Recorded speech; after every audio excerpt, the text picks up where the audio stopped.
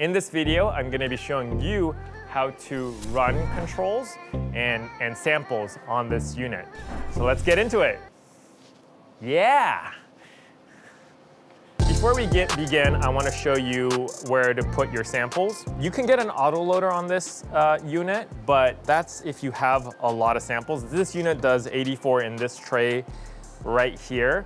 But if you needed more than that, then you can buy an autoloader that houses more samples than that, but our lab doesn't do that many samples. If you want to send me samples so I could run more, then fine, but I just don't have the volume. So this is good for me right now. So this unit can do like 1,200 tests an hour, but it can only house 84 samples at a time. Then you got to move out the test tubes and then add in new ones. Here's where you put the samples. This CTT stands for control test tray, and then STT stands for sample test tray, and this is for stats. So this is a really cool one. I like it. You could put a stat right there. So if you want to run a sample right away, you could do that. Take a look here. This is where you put your controls. You know, you have a bunch of tubes here, and then you have even more tube locations for your sample. So your sample test tray houses more samples. So if you want to think about it, these are where you put, controls aren't big. So, you put your small TTs here,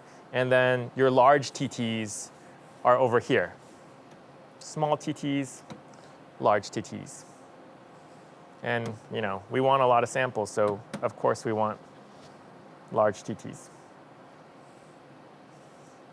Let's go run a sample. Click on order entry, and you'll see this very convoluted list over here. The first thing you want to do is you want to enter one sample. So here, you would have put the position number. So this is the number in the number of the tray plus the sample number. This is the sample number over here. You want to think of this like as more of an ID. So whatever that barcode or ID is. The container type. Most of the time we're going to be using these J-cup adapters.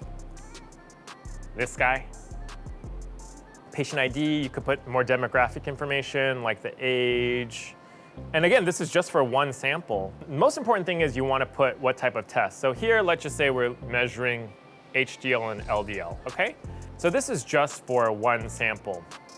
And then you can hit enter.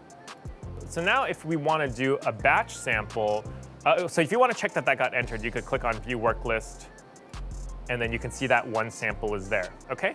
Now, if you want to delete tests or work orders, we can do that here. So let's go ahead and select, say, for example, work order 1-2, okay? And you have to hit enter on the keyboard, hit 1-2 on the keyboard. If you want to delete test, you can click here, and it'll delete these tests.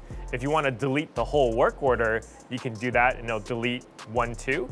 And then if you want to delete all the tests that you had in your batch, go to batch functions, delete work order, and then you can go from 1 to 1 to 1 to 20, and it'll delete everything. Let's say, for example, we're just going to create a quick work order, right? So let's just do that again, 1 to 1, and put in some random ID. Sure, Bob. Okay, so let's go ahead and select these and let's enter. Okay, so now we have the work order created. You can see it again. It's here. And so say now we want to run our sample. Then you can hit start, and then you'll see this screen.